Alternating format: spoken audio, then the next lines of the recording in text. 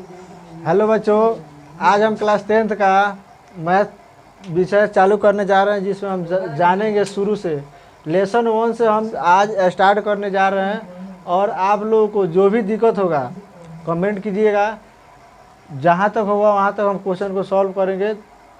Lesson 1 से हम बता रहे हैं और उसमें शुरू से जानेंगे।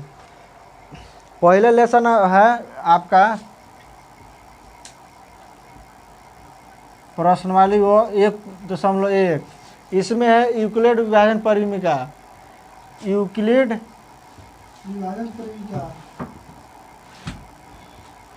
विभाजन परिमिका। देखिए, इसमें क्वेश्चन दिया है, उसके हिसाब से जब तक मतलब नियम आप लोगों को पता रहेगा, क्वेश्चन अंक बदल सकता है, उसके आधार पर आप बना सकते हैं। अगर जब तक अगर आपको नियम नहीं पता होगा तब तक आप नहीं बना सकते। यूक्लिड विभाजन परिमिका सूत्र कैसे होता है? ए बराबर बी क्यू प्लस आर, अर्थात भाज्य बराबर भाज्य बराबर भाजक गुने भागफल जोड़ शेषफल। ए बराबर भाज्य गुने भागफल जोड़ शेषफल। मैंने प्रश्नावली 1.1 में आपका क्वेश्चन नंबर 1 से लेकर के और 5 तक किसी प्रकार बनाना है। और वो आप लोग अपने से बनाइएगा। थोड़ा थोड़ा हम हिंट्स दे रहे हैं। उसके बाद बनाइएगा, नहीं बनेगा उसके बाद हम फिर बताएंगे। जैसे मान लीजिए 10 और 25 के बीच हमको मतलब कह देगा यूक्लिड विभाजन परिमिका से मौसा ज्ञात कीजिए, तो क्या करेंगे? इसमें ए किन को मानेंगे? 25 को, बी 10 को। मतलब बड़ा वाला का ए मान लेंगे, छोटा वाला को बी। अब सूत्र बैठा दीजिए, ए बराबर अर्थात 25 बराबर बी के मान 10 गुना भाजक, माने 10 में 25 से भागा दीजिए, कवर में कटेगा या तो पूरा कट जाना चाहिए ना, तो उससे हाँ 10 दूना 20 प्लस शेषफल, माने शेषफल कितना आ रहा है? 5। उसके बाद फिर 10 बाहर 5 गुने 5 के पावर में 10 है, तो 5 में 10 प्लस शेष 0 आ गया। मतलब जब तक शेषफल शून्य नहीं आएगा तब तक हम लगातार काटते रहेंगे। और जब शेषफल शून्य आ जाएगा तो वही हमारा क्या हो जाएगा? एचसीएफ हो जाएगा। उसके बाद अगर स्क्रीनशॉट करना है तो कर सकते हैं लोग।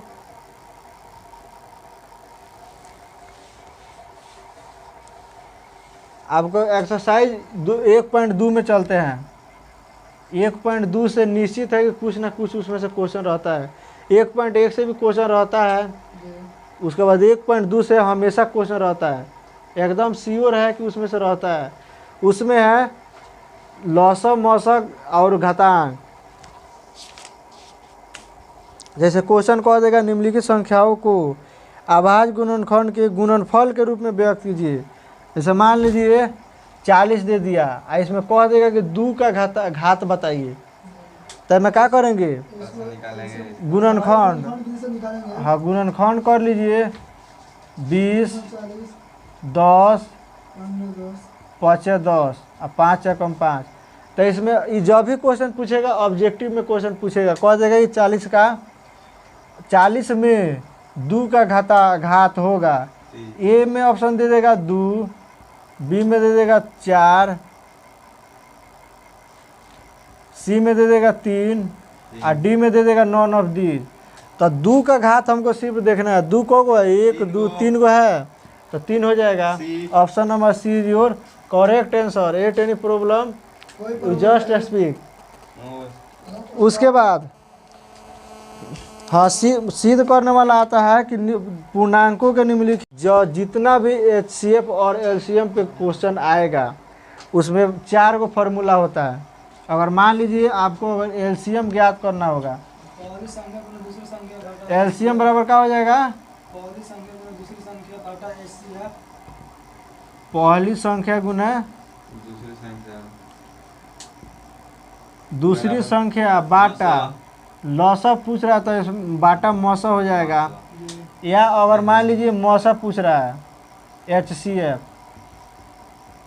HCF बराबर पहली संख्या गुना बटा लसा दूसरी संख्या बाटा लसा हो जाएगा।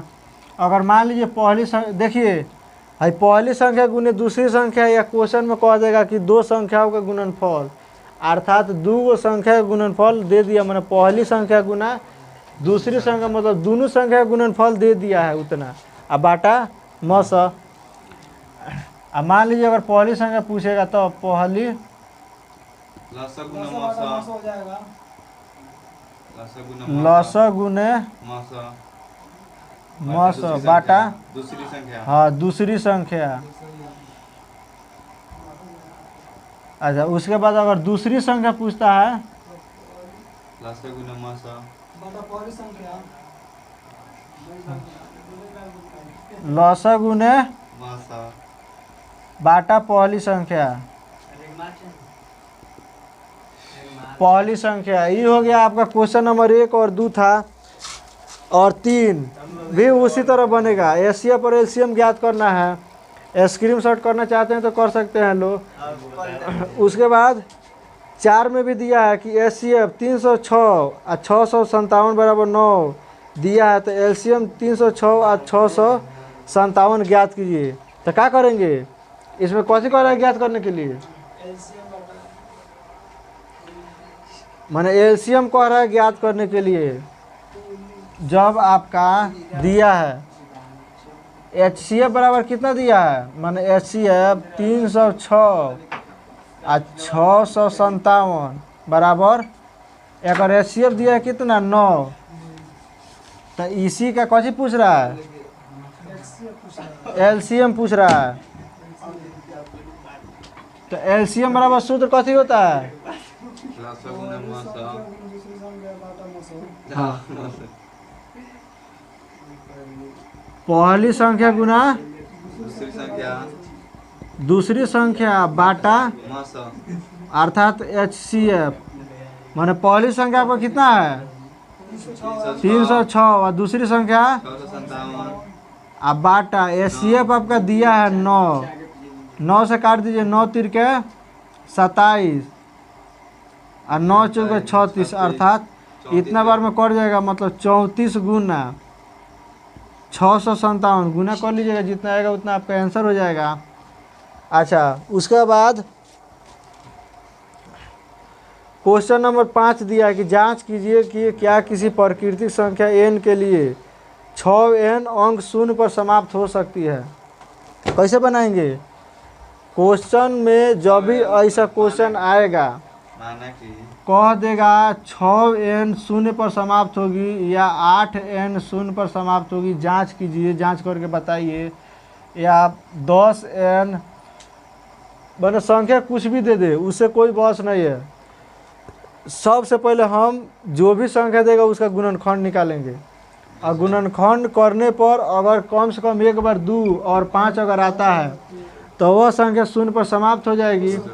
अगर नहीं आए गुणनखंड करने पर 2 और 5 के अलावा दूसर संख्या आता है तो वह कभी भी शून्य पर समाप्त नहीं हो सकती है। जैसे 8n का निकालिएगा तो गुणनखंड कीजिएगा कितना होगा,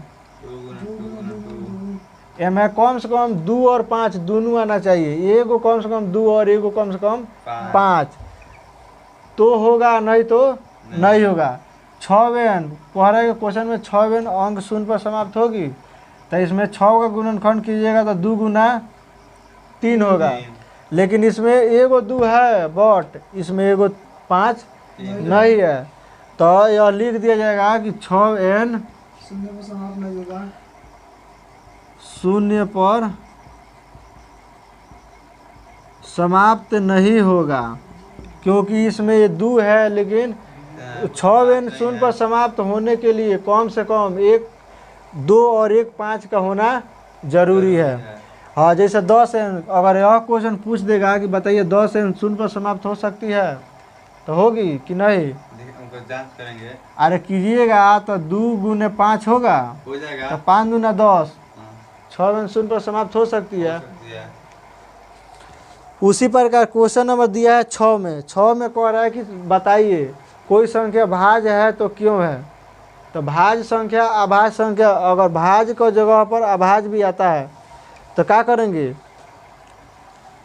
अगर भाज्य में क्वेश्चन पूछेगा कि बताइए यह संख्या भाज्य है तो क्यों है, माने आपका जिस प्रकार 1.2 में क्वेश्चन नंबर कौन है वो 6, क्वेश्चन नंबर 6 में जिस प्रकार पूछा है कि हाँ व्याख्या कीजिए कि मान लीजिए क्वेश्चन में था 7 3 2 12, इस तरह क्वेश्चन हो गया और उसमें कहेगा बताइए यह संख्या भाज्य है तो क्यों है। अगर अभाज्य में कहेगा कि यह संख्या अभाज्य है तो क्यों है, तो सबसे पहले हम जानने का प्रयास करेंगे भाज्य संख्या किसे कहेंगे, अभाज्य संख्या किसे कहेंगे। भाज्य संख्या किसे कहते हैं, वैसी संख्या जो एक और स्वयं के अलावा बाकी और संख्या से भी कट जाए उसे भाज्य संख्या कहते हैं। तथा वैसी अभाज्य संख्या अगर जब भी आएगा तो वह सिर्फ और सिर्फ एक और स्वयं के अलावा बाकी और किसी संख्या से नहीं कटेगा। मान भाज्य में क्वेश्चन में पूछ रहा है तो आप गुणनखंड कीजिएगा। तो मान लीजिए जब 5 के 20 थे 60 दूना 120 आया, आई क्वेश्चन कीजिएगा तो 7 3 के 21 दूना 42 में 12 से गुना कर लीजिए, 2 दूना 4, 4 दूना 8, 2 10, 4 1 यानी 504 आया। तो यह वास्तव में माने भाज्य संख्या है। आप पूछ रहे हैं कि आप बताइए कि भाज्य संख्या है तो कैसे है, माने आदमी सही है तो कैसे है ये आपको बताना है। तो 120 का गुणनखंड कीजिएगा तो 1 गुने 2 गुने 3 गुने 4 गुने 6 गुने 30 गुने 60 गुने ऐसे ऐसे करके कटता है।